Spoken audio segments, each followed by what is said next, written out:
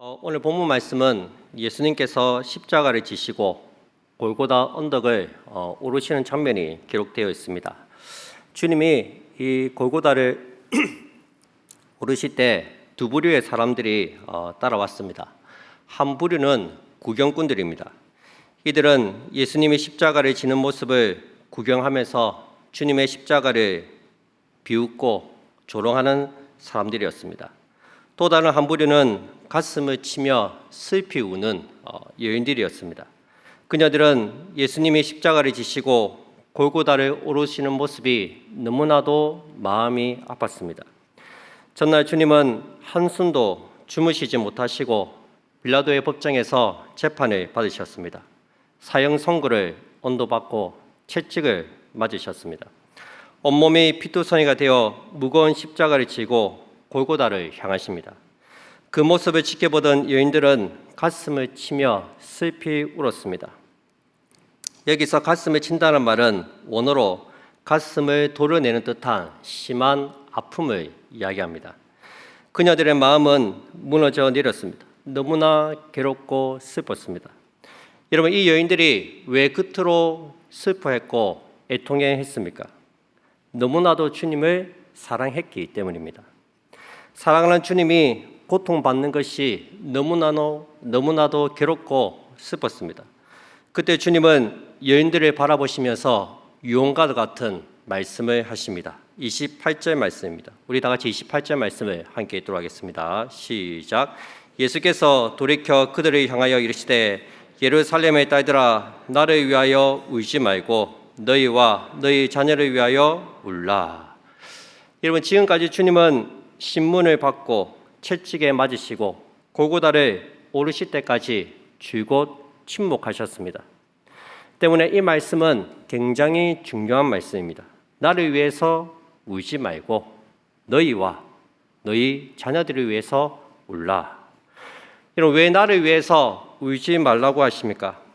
여러분, 예수님의 이 십자가의 죽음과 이 고통은 하나님께서 이미 예정하신 것입니다. 하나님의 구원 계획이었습니다. 하나님께서는 범죄한 인류를 구원하시기 위해서 예수님을 이 땅에 보내셨고 십자가에서 예수님을 죽이셨습니다. 예수님의 십자가의 고난과 죽음을 통해서 저와 여러분들이 구원을 얻게 되는 것입니다.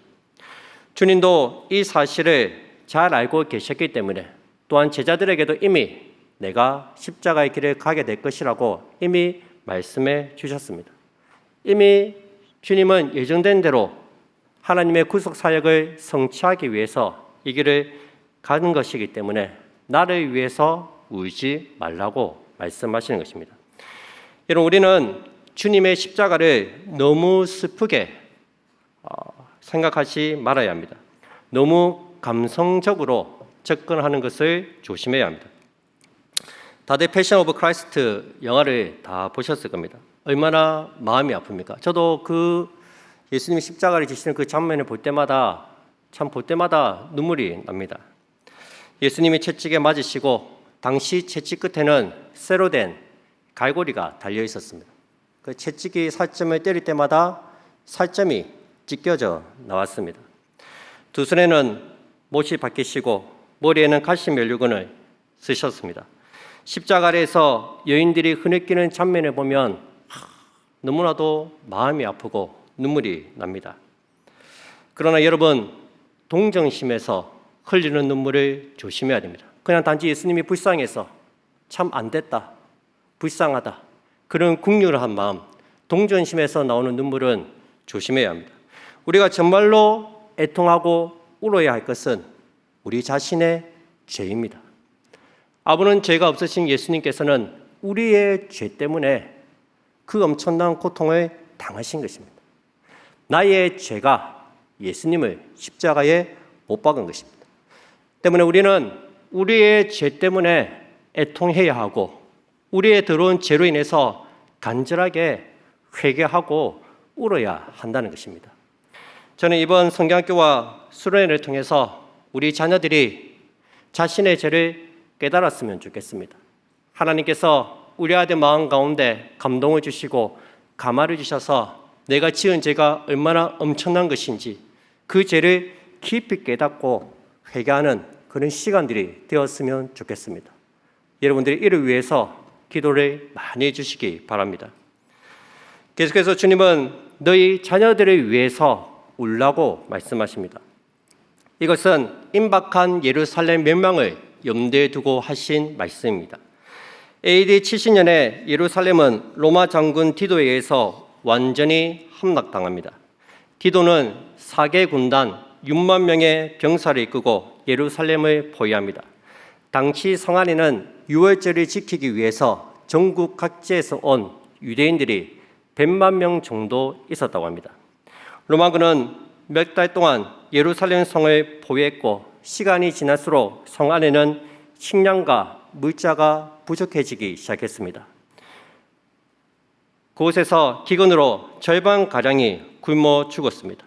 더 이상 버티지 못하고 예루살렘은 칼과 창으로 완전히 멸망합니다. 여러분, 당시 로마 군인들이 얼마나 잔인하고 처참하게 예루살렘을 파괴했는지 모릅니다. 예수님께서 예언하셨던 것처럼 돌 위에 돌 하나 남지 않고 완전히 파괴해버렸습니다. 모든 집들과 모든 건물들이 다 불탔습니다. 남자들은 학살당하고 여인들은 겁탈당하고 어린아이들은 굶어 죽었습니다. 당시에 일어난 이들에 대해서 주님이 말씀하십니다. 29절 말씀입니다. 보라, 날이 이르면 사람이 말하기를 잉태하지 못하는 이와 해산하지 못한 배와 먹이지 못한 젖이 복이 있다 하리라. 그날에는, 이 한란의 날에는 잉태하지 못하는 이, 해산하지 못한 배, 먹이지 못한 젖이 복이 있다 말씀합니다. 무슨 말입니까? 예루살렘이 함락되는 그날에는 자녀가 없는 사람이, 자녀가 없는 여인이 복되다는 말씀입니다. 여러분, 당시 유대인들은 아이를 갖지 못하는 여자를 저주받은 여자라고 생각했습니다. 그런데 오히려 주님은 그날이 되면 자녀가 없는 것이 너에게 복되다고 말씀하십니다. 로마 장군 디도가 예루살렘을 넉 달 동안 포위했을 때 성 안에서는 먹을 것이 없어서 자기 자식을 잡아먹는 그런 일들이 있었다고 합니다. 어제는 우리 아이를 먹었으니 오늘은 너희 집 아이를 잡아먹자. 어린아이들을 서로 잡아먹기도 하고 많은 젊은이들이 전쟁에서 죽었으니 그 부모들의 마음이 얼마나 아팠겠습니까? 차라리 자식이 없었더라면 이런 큰 아픔을 겪지 않아도 되었을 것입니다. 그 정도로 그날이 비참하고 참혹하다는 것을 보여주고 있습니다. 계속해서 30절입니다. 그때의 사람이 산들을 대하여 우리 위에 무너지라 하며 작은 산들을 대하여 우리를 덮으라 하리라. 산들에 대하여 내 위에 무너지라. 무슨 말씀입니까? 말 그대로 산사태가 나서 막 그냥 산에 깔려 죽었으면 좋겠다는 것입니다. 그날의 환난과 고통이 얼마나 큰지 자살할 수는 없고 차라리 자연재해가 일어나서 산들이 내 위에 무너져서 그냥 깔려 죽었으면 좋겠다는 말입니다. 그 정도로 그날의 고통이 너무나도 처참하다는 것입니다. 31절 말씀입니다. 푸른 나무에도 이같이 하거든 마른 나무에는 어떻게 되리요 하시니라. 푸른 나무는 우리 예수님을 가리킵니다. 아무런 죄가 없으신 예수님께서 잔인한 십자가형을 받으셨다면 마른 나무와 같은 우리, 죄 많은 우리들이 당할 그 고통은 얼마나 크다는 것입니까? 여러분, 마지막 날이 오면 우리 역시 크게 애통하고 고통받는 날이 올 것입니다. 오늘 예수님께서는 우리에게 동일한 말씀을 하십니다. 너희와 너희 자녀들을 위해서 울라. 세상은 날이 갈수록 악해져 가고 있습니다. 기독교의 진리가 여러 방면으로 공격받고 있습니다. 동성애, 동성혼을 합법화시키려 하고 차별금지법을 통과시켜서 복음을 전하는 것을 막으려고 합니다. 상식적이고 도덕적인 것이 비상식적이고 비도덕적인 것으로 바뀌고 있습니다. 사람들의 양심은 무뎌져 갑니다. 거짓과 속임수가 판을 치고 진리에 대해서 반감을 품는 그런 시대가 되었습니다. 학교에서도 잘못된 인권을 가르치고 성적인 타락을 부추기고 있습니다. 페이스북에 보니까 부산중앙고등학교에 다니는 고3 학생이 이런 글을 올렸습니다. 1학년 통합 사회 시간에 유시민 책을 읽고 독후감을 쓰게 하고 3학년인 지금은 정치와 법 시간에 좌파 옹호 교육을 하고 주한미군을 철수시켜야 한다 말하고 지금은 논술 시간인데 김어준의 뉴스 공장을 시청 중이라고 합니다. 고등학교 수업이 너무 정치 편향적이라서 힘들다고 그렇게 페이스북에 글을 올렸습니다. 여러분, 참 공교육이 무너지고 있습니다. 교회는 어떻습니까? 코로나를 핑계로 마치 교회가 코로나 초기에는 교회가 코로나를 지는 것처럼 이야기를 하더니 지금은 예배를 통제하고 인원을 제한하고 있습니다. 코로나 이후에 주일학교 숫자가 많이 줄었습니다. 여러분, 우리 자녀들이 진리 위에 굳게 서 있지 않는다면 머지않아 그들도 주님을 떠나게 될 것입니다. 혼란과 방황, 고통 속에서 살 수밖에 없을 것입니다. 여러분, 내가 아무리 수영을 잘하고 국가대표급 시력자라고 해도 아무것도 없는 태평양 바다에 빠지면 살 수가 없습니다. 수영 잘하는 것이 아무런 의미가 없습니다. 우리 아이들이 앞으로 이런 거대한 시대의 조류 속에서 어떻게 믿음을 지키며 살아갈 수 있겠습니까? 공부 좀 한다고 웬만한 믿음 가지고는 버티기 힘듭니다. 그러니 우리도 이 여인들보다 더 많이 울어야 하지 않겠습니까? 앞으로 닥쳐올 고난과 핍박 앞에서 자녀들이 믿음으로 살기를 간절히 기도하면서 울어야 하지 않겠습니까? 오늘 코로나 사망자를 보니까 1년 8개월 가까이 코로나로 죽은 사람이 2,066명입니다. 청소년 자살률을 보니까 2019년도에 2,017명이 자살을 했다고 합니다. 1년 동안 자살한 청소년 숫자가 2,017명입니다. 1년 8개월 동안 코로나로 죽은 사람이 2,066명입니다. 여러분, 코로나보다 더 심각한 것이 청소년 자살 문제입니다. 우리가 N번방 사건을 통해서 희생양이 된 이 청소년들을 보면 대체로 낮은 자존감과 열등감을 가지고 있습니다. 많은 청소년들이 사회에 적응하지 못하고 자기는 실패자라고 패배자라는 의식을 갖고 살아가고 있습니다. 학교 폭력, 왕따, 우울증, 빈부의 격차, 성적 여러 가지 문제로 우리 아이들이 고통받고 있다는 것입니다. 여러분들 정말 자녀를 사랑하십니까? 그러면 자녀를 위해서 간절히 울어야 합니다. 울긴 하죠. 그런데 여러분, 무엇 때문에 웁니까? 진로, 학업 때문에 울지는 않습니까? 그들의 영혼을 위해서 진심으로 울어야 합니다. 하나님께서는 그분의 귀한 자녀를 우리들에게 맡기셨습니다.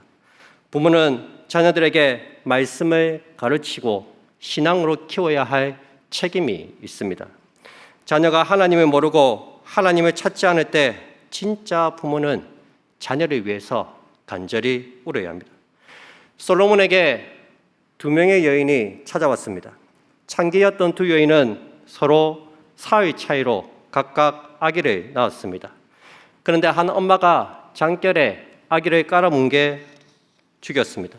그 엄마는 그 죽은 아기를 다른 여자아이와 바꿔치기 했습니다. 서로 자기 아이라고 주장합니다. 솔로몬이 말합니다. 칼을 하나 가지고 와서 반으로 잘라 공평하게 나눠줘라. 이 판결을 들었을 때 진짜 아기의 어머니의 마음은 슬픔과 고통으로 불타올랐습니다. 열왕기상 3장 26절 말씀입니다. 그 산 아들의 어머니 되는 여자가 그 아들을 위하여 마음이 불붙는 것 같아서 왕께 하려 청하건대 내 주여 산 아이를 그에게 주시고 아무쪼록 죽이지 마옵소서. 진짜 엄마는 자식이 죽는 걸 참아 볼 수가 없는 마음이 불타는 것 같아서 너무 괴로워서 그냥 차라리 죽이지 마시고 저 여자에게 주십시오 말했습니다. 여러분, 이것이 자식을 사랑하는 참된 부모의 마음입니다. 예수님을 찾아온 수로보니게 여인은 귀신 들린 딸을 고치기 위해서 간절히 예수님께 매달렸습니다. 주님은 여인을 개 취급했고 여인은 개가 되어도 좋으니 우리 딸만 고쳐달라고 간절히 부르짖었습니다. 자식을 위해서라면 자존심까지도 버릴 수 있는 게 부모입니다. 아니, 자존심이 아니라 자기 목숨까지도 버리는 것이 부모입니다. 진짜 부모는 하나님을 모르는 자녀를 보면 답답하고 속상해서 마음이 불붙는 것 같습니다. 정말로 영적인 부모된 교사라면 참 교회 나오지 않고 하나님 모르는 그 아이들을 보면 답답한 마음이, 불붙는 마음이 있어야 하지 않겠습니까? 여러분, 그런데 왜 우리는 자녀를 위해서 울지 않습니까? 왜 자녀들이 하나님을 모르는 것에 대해서 답답해하지도 않고 마음이 불타오르지도 않습니까? 그 부모가 하나님께 관심이 없기 때문입니다. 부모의 영혼이 죽어 있는데 어떻게 자녀의 영혼을 살려달라고 기도할 수 있겠습니까? 부모가 자신이 고통을 겪으면서도 하나님께 기도하지 않는데 어떻게 자식의 신앙을 위해서 기도를 하겠느냐는 것입니다. 자기의 죄를 지으면서도 회개하지 않는데 어떻게 이 자녀가 하나님께 돌아오기를 간절히 부르짖고 울 수 있느냐는 것입니다. 부모가 하나님을 찾지 않습니다. 온통 돈 버는데 혈안이 되어 있습니다. 지금 대한민국은 투기공화국입니다. 부동산, 주식, 코인, 온통 거기에만 관심이 있습니다. 자녀들의 신앙에는 전혀 관심이 없다는 것입니다. 부모가 하나님을 찾지 않고 하나님께 나오지 않는데 어떻게 자녀들이 하나님을 만나게 해달라고 간절히 기도할 수 있겠느냐는 것입니다. 그래서 주님은 너희가 먼저 너희를 위해 울으라고 말씀하시는 것입니다. 너희를 위해 기도해라. 너희와 너희 자녀를 위해서 울라. 너희가 먼저 하나님을 찾고 하나님과 함께 해야지 하나님을 모르는 그 자녀를 볼 때 답답한 마음이 부리듯 일어나지 않겠습니까? 이런 하나님께서는 이스라엘 백성들에게 쉐마를 주셨습니다. 자녀들에게 가르쳐야 할 말씀을 주셨습니다. 신명기 6장 4절부터 9절 말씀인데 이스라엘아 들으라 하시면서 6절에 보시면 오늘 내가 명하는 이 말씀을 너는 마음에 새기고 네 자녀에게 부지런히 가르치며 집에 앉았을 때든지 길을 갈 때든지 누워 있을 때든지 일어날 때든지 이 말씀을 강론할 것이며 이 말씀을 자녀들에게 가르치기 전에 뭐 하라 하십니까? 우리 앞부분 넘기세요. 이 말씀을 자녀들에게 가르치기 전에 먼저 이 말씀을 너는 마음에 새기고 말씀합니다. 그 부모에게 먼저 이 말씀을 네 마음에 새기라고 말씀하고 있습니다. 네가 먼저 하나님 말씀을 잘 듣고 그 말씀 가운데 거하고 그 후에 자녀들에게 가르치라는 것입니다. 부모된 우리가 먼저 하나님 말씀을 마음에 새기고 주님과 함께 동행하는 삶을 살아야 합니다. 부모가 하나님과 동떨어진 삶을 사는데 어떻게 자녀들이 하나님을 만나기를 위해 간절히 기도하겠습니까? 이번에 고등부 수련회가 한 주 연기되었습니다. 참 제가 수련회를 준비하면서 다시 한번 느꼈습니다. 교육자와 교사 그리고 부모가 한마음이 되어야 한다는 것입니다. 저희 고등부는 수련회를 못하게 된 것이 작년에도 못했는데 올해도 못한 게 너무 억울합니다. 너무 안타깝고 너무 속상합니다. 다행히 이번 주에는 하지만 참 어떻게 해서든지 이 아이들이 저 하나님을 만났으면 좋겠고 하나님의 은혜를 받았으면 좋겠습니다. 이럴 때일수록 교사, 교육자, 학부모가 한마음이 되어서 성경 학교를 어떻게 하면 할 수 있을까? 수련회를 어떻게 하면 잘 치를 수 있을까? 같이 궁리하고 기도하고 생각해야 되는데 못할 핑계만 찾고 있으니 참 너무나 답답하다는 것입니다. 여러분, 나이가 어릴수록 성경학교와 수련회를 통해서 회심을 많이 한다고 합니다. 그런데 지금 이 아이들이 하나님을 만나지 못한다면 언제 하나님을 만날 수 있겠습니까? 성경은 지금이 바로 은혜 받을 만한 때요 보라 지금이 구원의 나이라고 말씀하고 있습니다. 여러분, 우리가 먼저 주님의 말씀을 우리 마음판에 잘 새기고 주님을 많이 사랑해야 합니다. 예수님을 따라오면서 가슴 치며 울었던 그 여인들처럼 예수님을 진심으로 사랑해야 합니다. 여인들이 비록 하나님의 구원 계획을 몰라서 울었지만 적어도 그녀들에게는 주님을 사랑하는 그 마음이 있었습니다. 사랑하는 주님이 고통받는 것이 너무나 괴롭고 슬퍼서 여인들은 울었습니다. 우리도 그만큼 주님을 사랑해야 합니다. 우리 안에 주님에 대한 사랑이 회복될 때 자녀들을 위해서, 그들의 영혼들을 위해서 진심으로 기도하게 될 것입니다. 말씀 맺겠습니다. 어거스틴의 어머니 모니카를 잘 아실 겁니다. 어거스틴은 17살 때 한 여성과 동거해서 18살 때 아들을 낳았습니다. 그는 한때 교회를 떠나서 만해교회 심취해 살았고 여기저기 방황하며 젊은 날을 보냈습니다. 그러나 어머니 모니카는 한 번도 이 아들을 포기한 적이 없었습니다. 늘 아들을 찾아다녔고 매일마다 아들을 위해서 간절히 기도했습니다. 아들이 밀라노에 있다는 소식을 듣고 밀라노까지 찾아가서 그 아들을 위해서 간절히 부르짖고 기도했습니다. 마침내 그곳 밀라노에서 암브로시우스의 설교를 듣고 이 어거스틴이 회심을 하게 됩니다. 세례를 받고 이제는 말씀대로 살겠다고 다짐하고 돌이킵니다. 이런 어머니가 얼마나 기뻤겠습니까? 오랜 기도가 드디어 응답이 된 것입니다. 이제 긴 방황을 끝내고 어머니와 함께 집으로 돌아가려는데 그만 어머니 모니카가 밀라노에서 죽고 맙니다. 여러분, 어머니 모니카는 평생 자녀를 위해서 기도하면서 이렇게 말했다고 합니다. 내 아들이 회개하기 전까지 나는 죽을 수 없다. 아들의 회심이 어머니 모니카의 사명이었습니다. 여러분, 하나님께서 우리에게 맡겨주신 자녀들이 회심하는 것이 저와 여러분들의 사명이라는 사실을 꼭 기억하시기 바랍니다.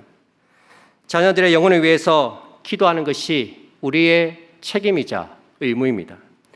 우리가 자녀를 위해서 해줄 수 있는 것은 많은 재산을 물려주는 것도 아니고 공부를 많이 시켜주는 것도 아닙니다. 신앙을 물려주어야 합니다. 그가 하나님을 사랑하는 사람이 되도록 만들어야 합니다. 우리가 이 땅에 없을 때에도 자녀들이 변함없이 하나님을 섬기며 살도록 기도하고 하나님의 말씀을 가르쳐야 합니다.